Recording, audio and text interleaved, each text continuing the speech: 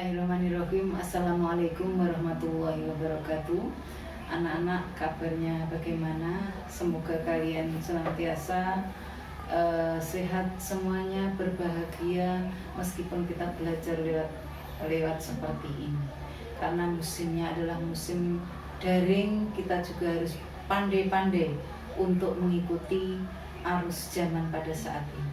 Baik anak-anak, nanti setelah saya menyampaikan materi, maka kalian harus satu, absensi terlebih dahulu, yang kedua mengerjakan tugas yang telah saya sampaikan mengirimnya lewat classroom, LPAI dan Budi Pekerti.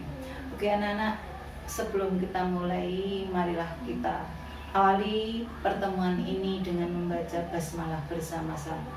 Bismillahirrahmanirrahim.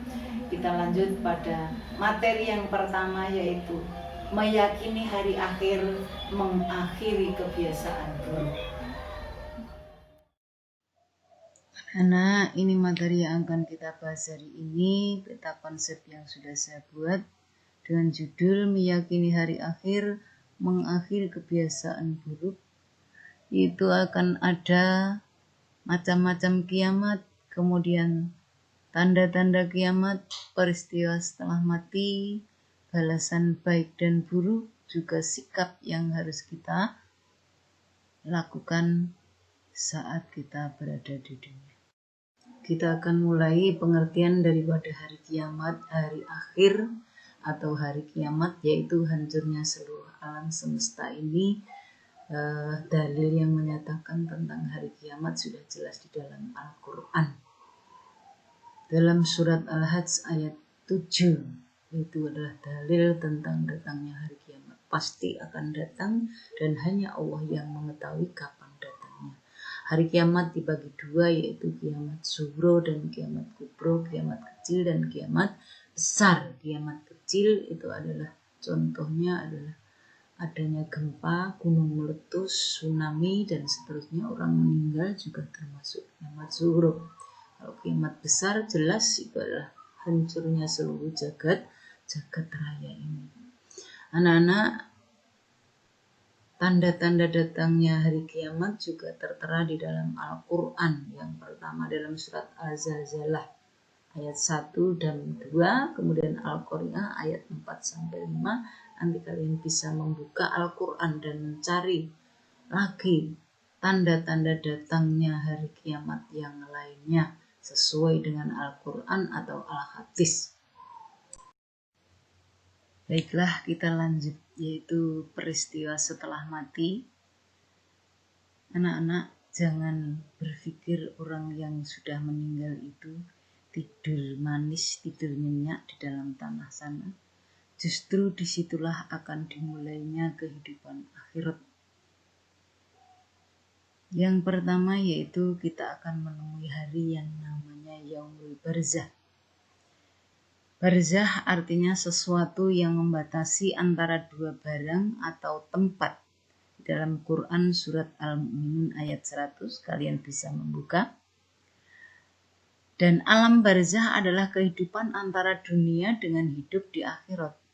Istilah lainnya yaitu satu, alam barzah itu adalah tempat penantian. Penantian apa?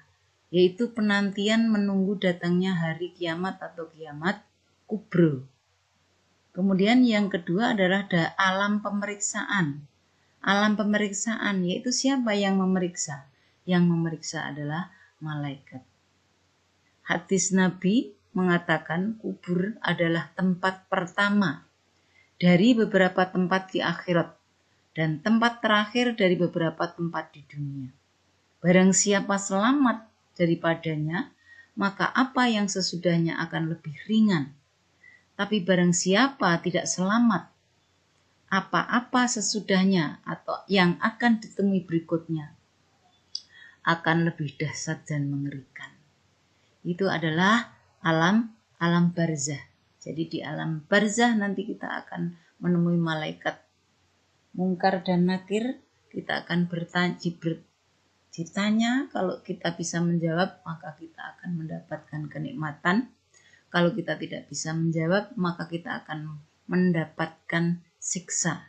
Dan siksa itu akan berhenti dengan sendirinya ketika seseorang ditanya bisa menjawab meskipun hari kiamat kurang 2 atau kurang 1 hari. Tapi kalau tidak bisa menjawab, sampai hari kiamat pun akan tetap mendapatkan siksa. Itu yang pertama.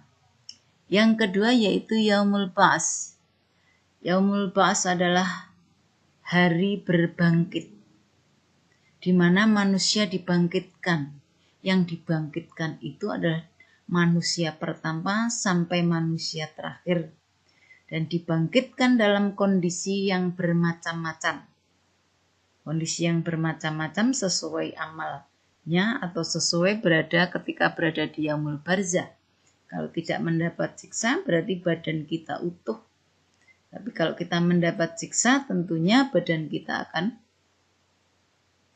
mungkin matanya akan keluar, hidungnya akan hilang dan seterusnya. Bermacam-macam seperti itu. Ini dibangkitkan setelah mendengar tiupan terumpet malaikat Israfil yang kedua. Yang pertama dimatikan seluruh jagat raya, dihancurkan jagat. Yang kedua adalah dibangkitkan. Dalam surat Al-Zalzalah itu tertera di sana. Kemudian berikutnya anak-anak, kita akan menemui hari yang namanya Yaumul Hasr. Yaumul Hasr adalah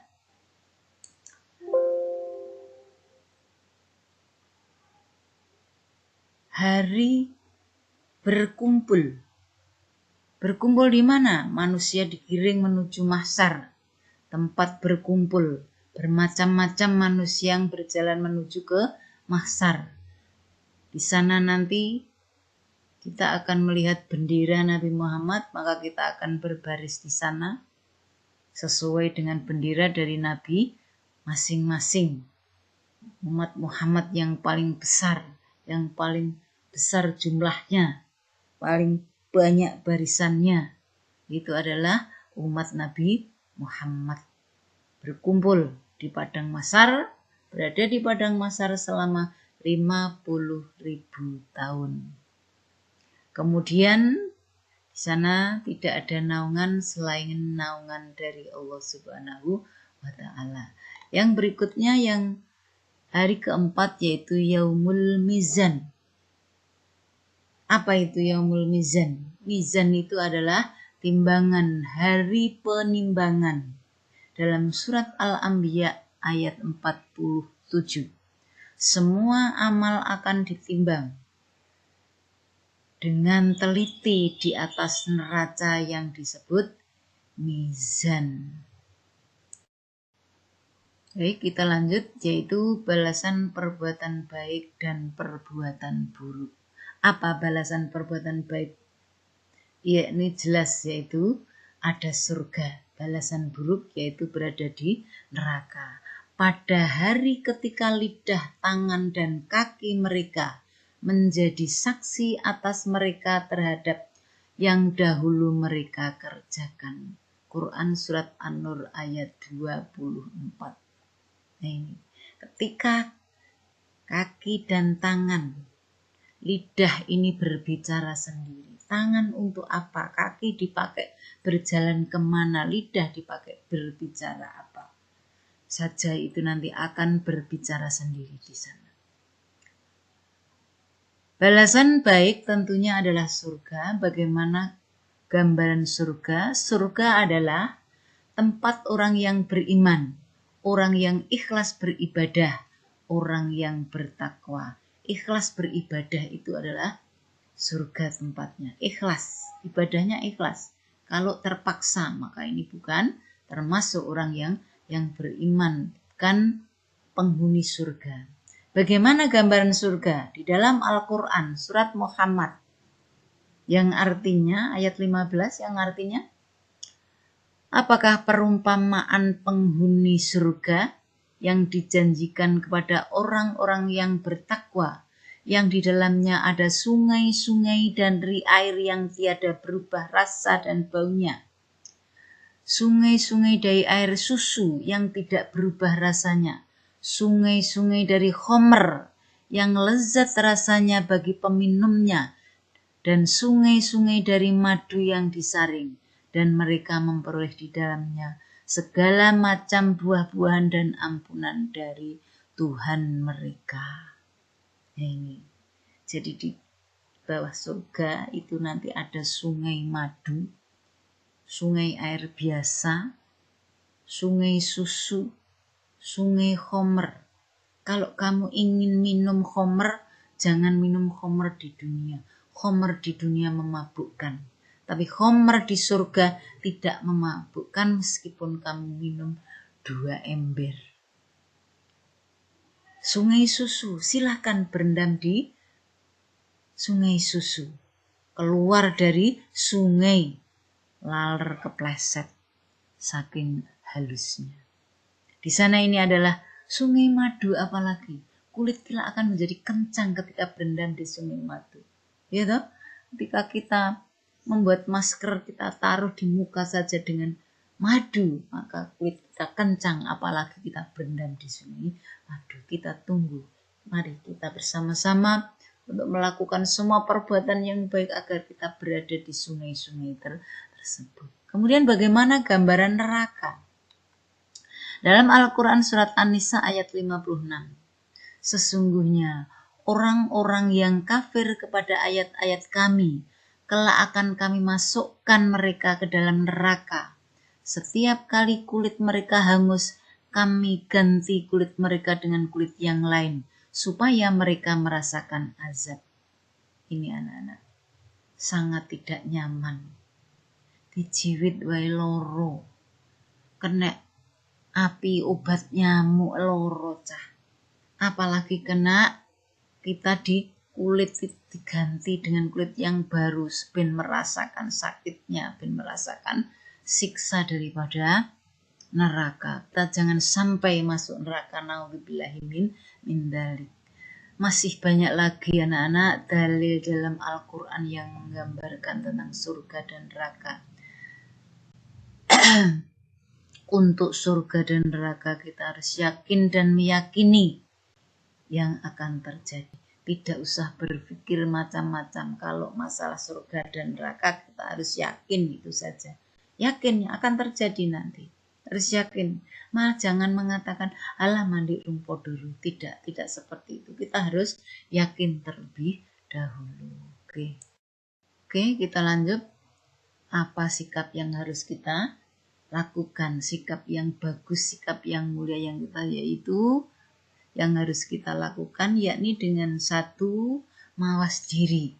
Dengan mawas diri kita akan bisa merenungkan apa kita sudah memiliki amal kebaikan untuk menjalani hidup yang kekal, untuk menuju hidup yang kekal.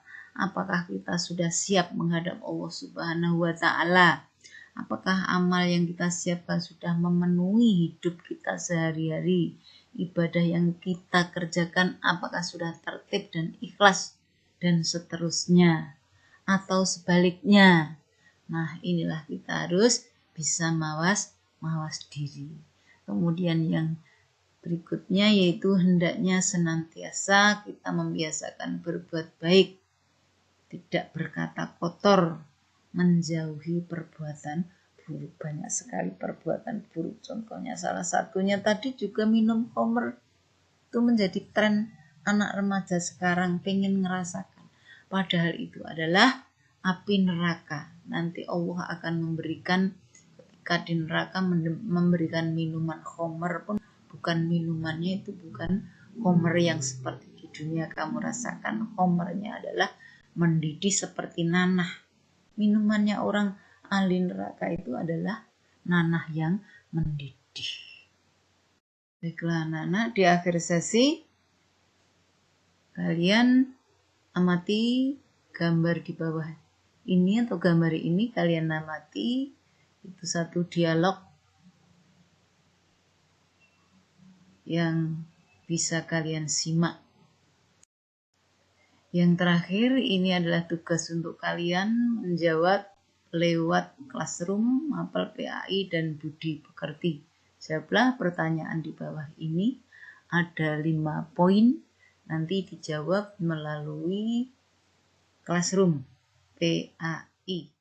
Mari pelajaran hari ini kita akhiri dengan bacaan hamdalah bersama-sama. Alhamdulillahirabbil alamin. Semoga kalian di rumah senantiasa sehat, terhindar daripada COVID-19. Amin ya rabbal alamin. Wassalamualaikum warahmatullahi wabarakatuh.